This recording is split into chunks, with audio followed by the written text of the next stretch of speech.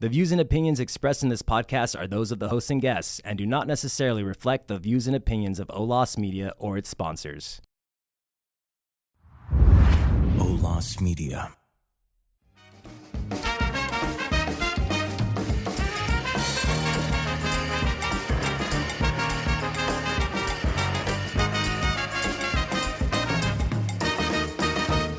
This is Cannabis Enlightened with Dr. Leroy.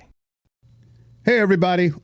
Leroy, Dr. Leroy here with Cannabis Enlightened, your host, coming to you with our dynamic program, Cannabis Enlightened. And, you know, we have topics that range from issues about cannabis to issues around cannabis. And today we have a topic that is very topical. I mean, it really fits into what cannabis is all about. And some of the things that we have talked about in prior episodes that give people an idea of the structure of the cannabis industry. And with me today to, really focus on that is a gentleman that I have known for several months, several years, as a matter of fact, here at the studio of Olas Media. And I want to mention that, as always, this program, Cannabis Enlightened, is sponsored by March and Ash. And what I say and how I say it and making it sound very professional, as always, are JC and Lena. So thank you for them. And as I've always said to you, that you know that I'm coming to you from Olas Media Network, and this broadcast can be heard over the Olas Media Network and Spotify. Today with me is someone, as I mentioned, dynamic individual, and I've known him for a while, Chad Peace, who is the president and partner of Olas Media, and he's going to talk to you about the structure of Olas Media before we get into some more talk about choice voting. Now, we have talked about choice voting already, but, there are various facets of choice voting and how it fits into our government, getting things changed. As a matter of fact, this may fold into some cannabis policy as we move along and down the road as far as cannabis is concerned. So, without any further ado, I want to introduce and welcome Chad Peace to Cannabis Enlightened. Chad, welcome. And you want to let the audience know who you are and what you do? Well, I'm still trying to figure that out myself. I'm Chad Peace. I'm the president of IVC Media. Olas Media is a brand of ours, and Lena and JC, as you mentioned, head up the production here and do a great job. IVC Media, we've been doing digital communications inside and outside of the public policy space for almost 15 years now. Done some everything from presidential campaigns to statewide initiatives. We've done a lot of work in the reform space, like California's nonpartisan primary. We help pass ranked choice voting statewide in Maine. And day to day, I'm here in the office, and sometimes we're working on issues related to cannabis. Sometimes we're working on issues related to election reform. So you have a wide range of topics and issues that Olas Media focuses on. Wide range, but limited battery power. Now, you may have to break that down to me because I'm under the impression that Olas Media has a very vast range. Yeah, we have. I mean, we reach a lot of people through our different mechanisms, but like anything else, it's conversations like this that it takes to get people to understand more about each other. Now, one of the things that has caught my interest is the issue of choice voting, more choice voting, ranked choice voting. Mm-hmm. I think I've even heard it called instant rank choice voting. Mm-hmm. And I know that you're also connected with the Independent Voter Project, mm-hmm. which maybe you can talk about that also before we get into more choice voting. What is the Independent Voter Project?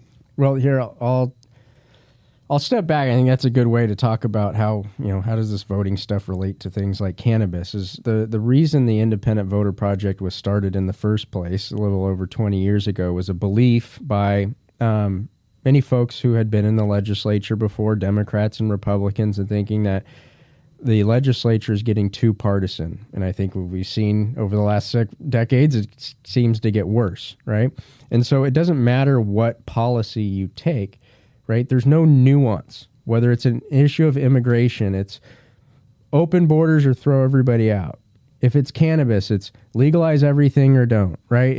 There's no substantive conversation. Say life and issues aren't that simple. So the Independent Voters Project started with the premise of saying, well, the most important thing is that for those of you who are not don't pay as close attention to politics, and I don't blame you if you don't, the first round of the election process is called the primary elections. Right. Right? So in the primary elections, you usually elect somebody that, if you're in a Republican district or a Democratic district, you've heard those terms, right? The person who wins in the primary is going to be the representative.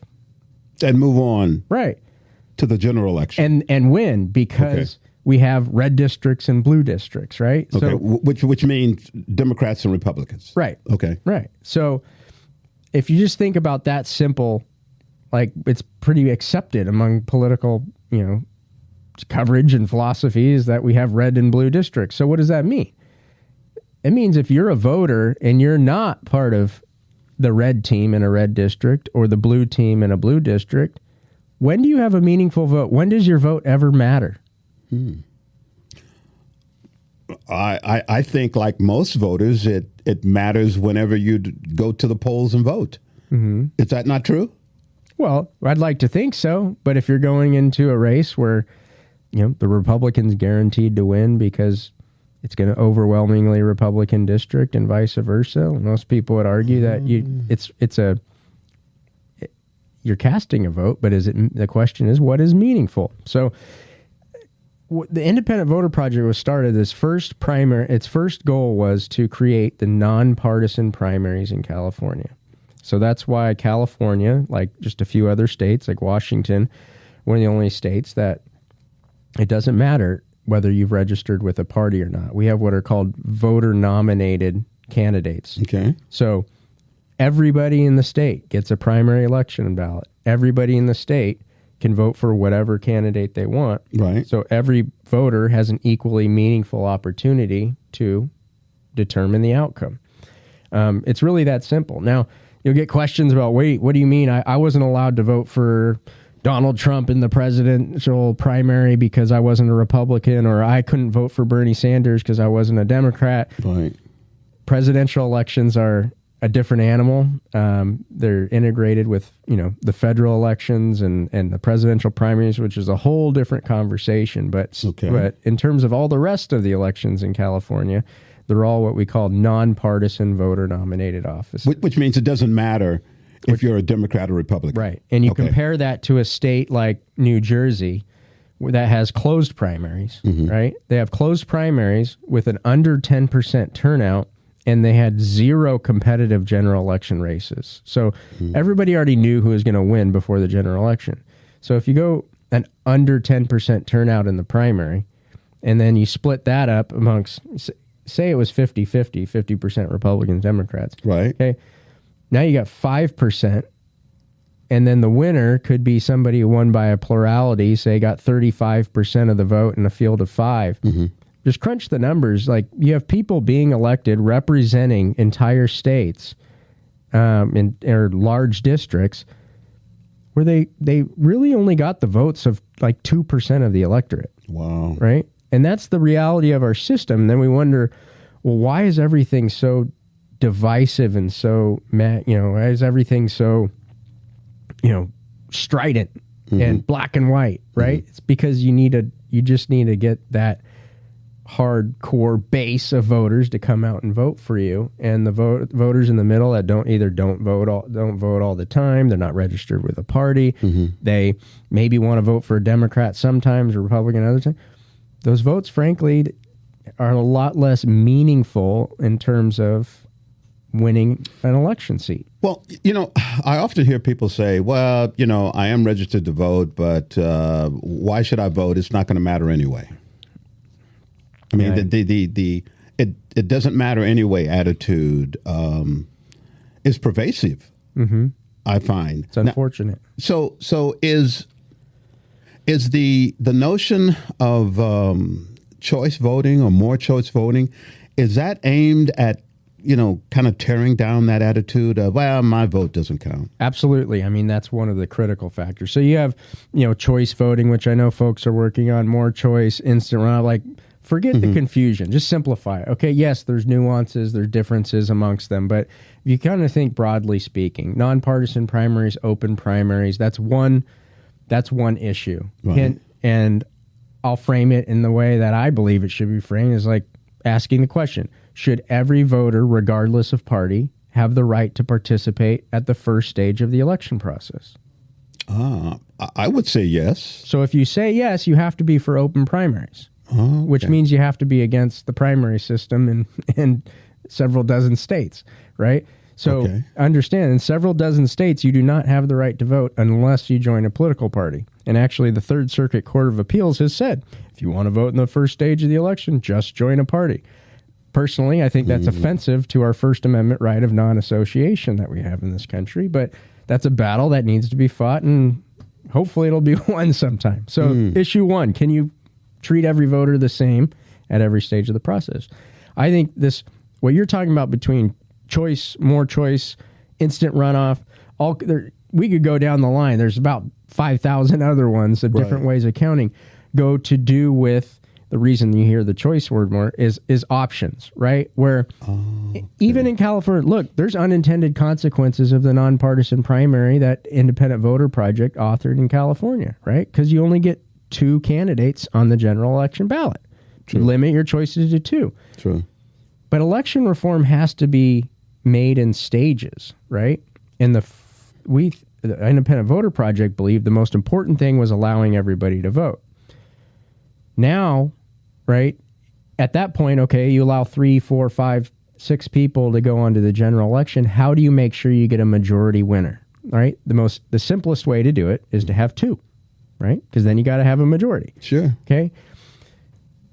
Ranked choice, instant runoff, choice, all these other things are what give you the ability to have more than 2 candidates on the ballot and still find a majority supported winner, right? So, and you do that by ranking. So, if you have 5 people on the ballot, you can say, hey, I vote Joe 1, Amy 2, Fred 3, and so on. Sure. And then there are different ways of calculating those votes. I mean, they just ran an election right now. New York City's using ranked choice voting for the first time, right? Yeah. But to your point, how many people maybe wouldn't have voted at all if it was just, 2 people and they didn't like really either one of them, right? And maybe they'll come out to vote just to vote for their person, even if their person can't win. But now the 3rd, 4th, 5th place candidates are more important, and what they have to say is more important, because if they get a vote, they're not just playing spoiler and taking a vote away from the 2-party dichotomy, right? Those 2 candidates that ultimately win need to get the second place preference or 3rd place preference of people who support other candidates, right? Okay. So no longer can you say, everybody's the worst person in the world and I'm the only person that can solve everybody's problems, right? Because then the people who support other people aren't going to vote you second, right? So you have to listen beyond your narrow base. I mean, you've seen cases in places that have ranked choice voting where you have candidates going to other party meetings and going with each other and literally saying, can I be your second choice? right? Okay. And so Gotcha. those are all systems. And look, there's pros, there's cons, there's unintended consequences, there's all kinds of nuance within there. Right. But at its core, I believe all these efforts are trying to create a process going back to what I was originally discussing. Mm-hmm. How do we make every vote more meaningful? Right. So and there's a word you used a bit ago that was options, and it sounds like what more choice voting, ranked choice. It sounds like this method is providing the voter with more options as opposed to just you've got choice one or choice two, A or B. That's it. Mm-hmm. Which maybe discourages some people from even going to the polls. Mm-hmm. But with options, if a person doesn't get, I guess, 51%, the majority, if they don't get the majority, there's a chance that the second person might get that your second choice. Even if your first choice doesn't win, your second choice vote might help a candidate win, right? And so you may not end up with your number one candidate, but you can end up with somebody that you're satisfied with seeing as your representative. And that's the theory behind it. So this sounds like what people that support choice voting, more choice voting, all of that, they've decided that the current voting method is just not working. Mm-hmm. It's absolutely not working because of the candidates we get or because of the policies that they support. Well, I think it's probably even broader than that. It's really just that the system is kind of institutionalized. Even here in San Diego, and we have nonpartisan elections, but everybody knows they're really the partisan forces and stuff that are behind. And I hesitate to even talk about it in too much of a pejorative way because I don't even blame the special interests for running the campaigns. I mean, it's trying to get their folks to win an office, right? But the reality is there's folks with political power and influence and money that have so much power, influence, and money over like the everyday voter that the two candidates that go on to the general election are really predetermined by the pool of special interest and money in San Diego. And that's not unique to San Diego. It's everywhere. It's all over the country. Right? Okay. Like, to have somebody come out, outside of the political establishment and be able to, come out of nowhere and get into the, very, very difficult, if not impossible.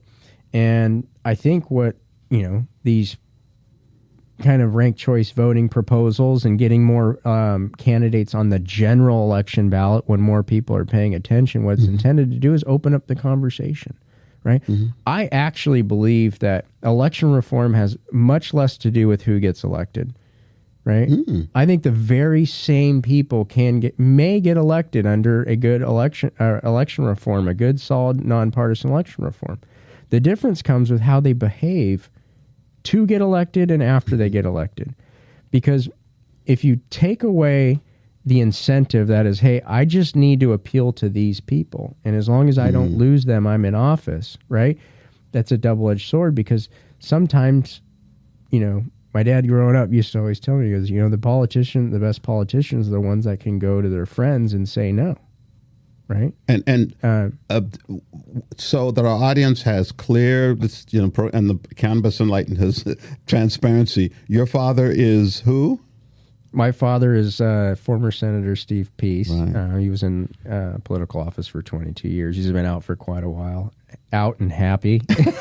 I'm glad he's, he was a longtime Democrat. He used to always joke that both parties wanted him to switch. Right? So, I've really got an appreciation for kind of what a small I independent, which I've always said the Independent Voter Project it's a small I. There's Democrats that are independents. There's Republicans that are independents.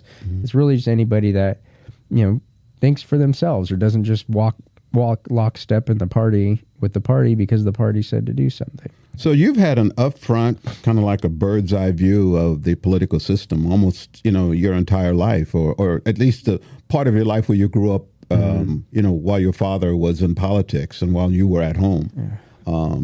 Do you, because of that, do you feel like choice voting is an evolution of the democratic process? Yeah, I think our voting system is continuously evolving. Look, started the country. African Americans didn't have the right to vote. Women didn't have the right to vote. Right, and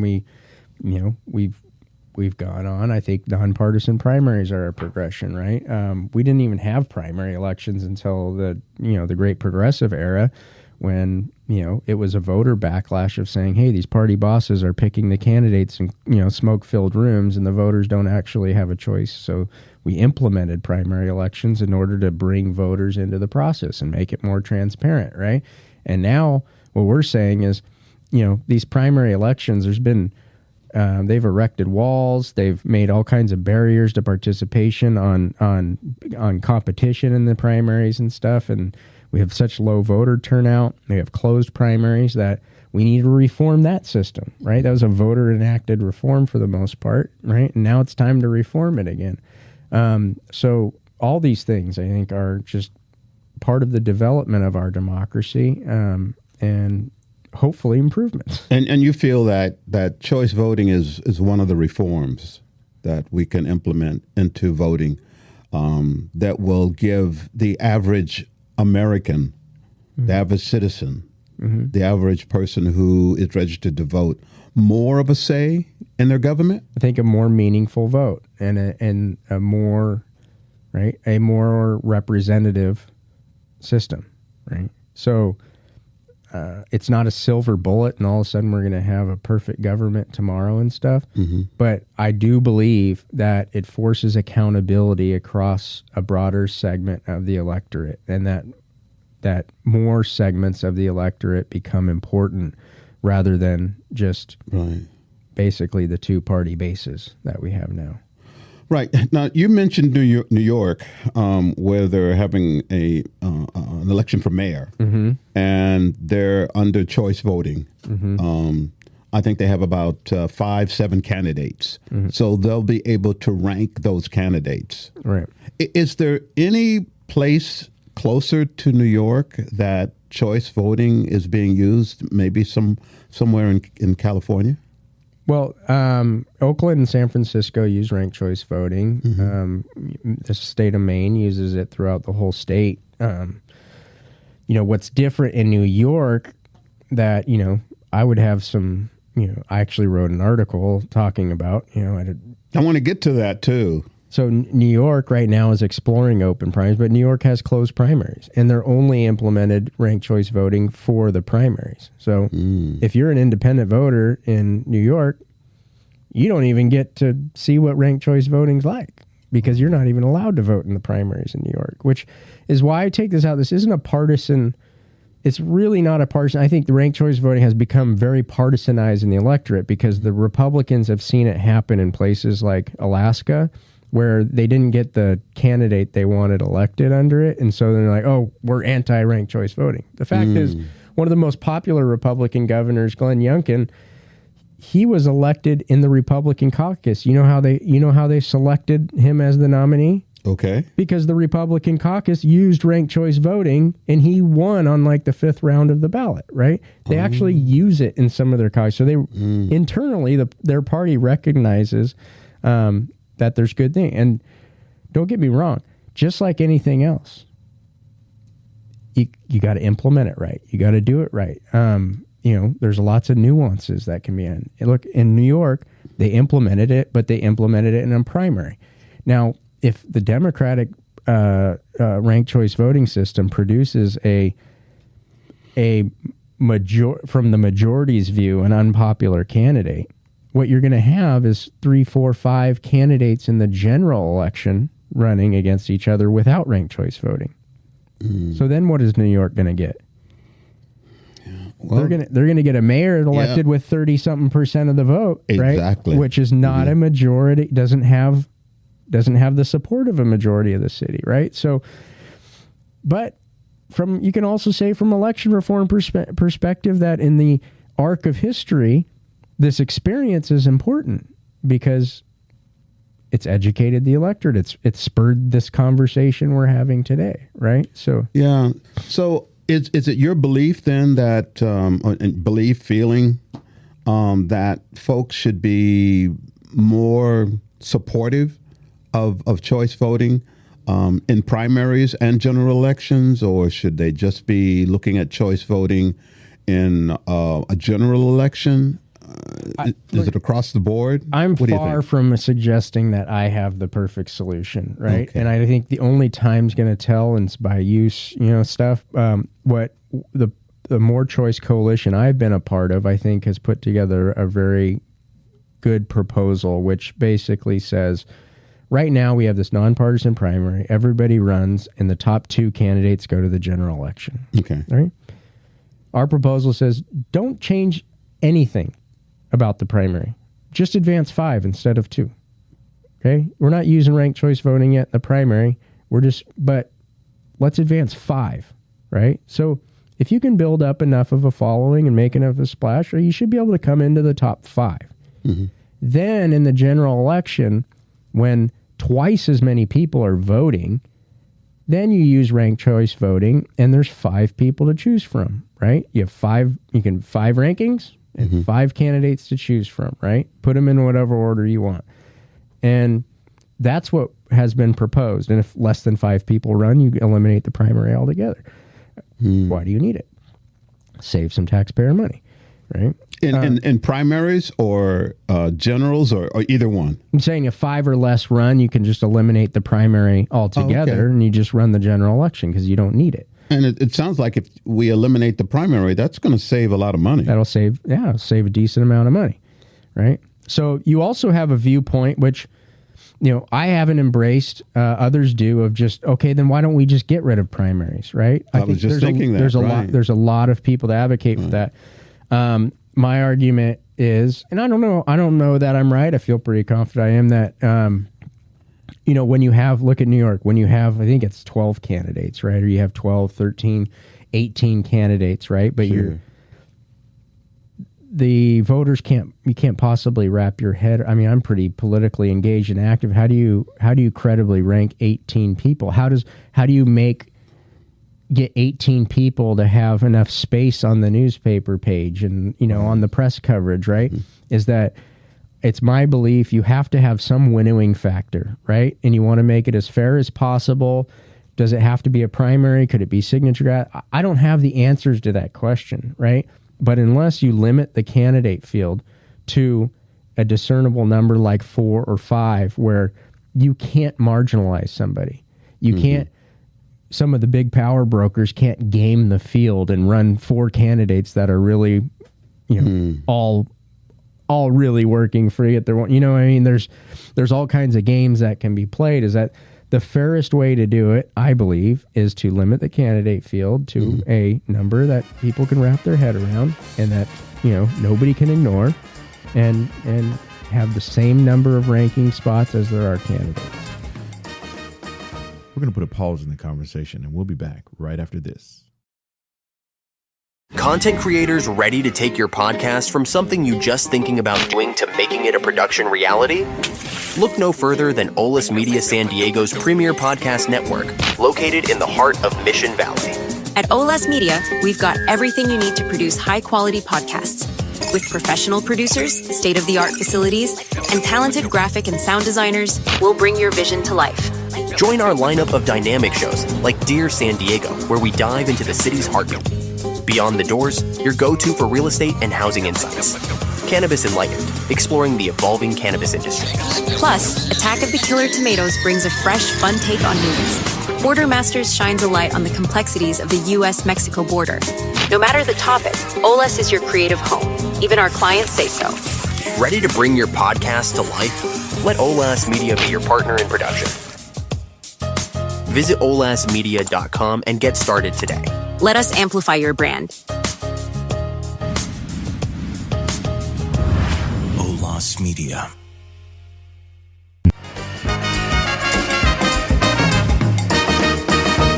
And now, here's more from our guests and our hosts. Would this be a move to have folks look at candidates from the standpoint of their issues or does it go back to name recognition or who I like? Or does that even matter? It's all of that.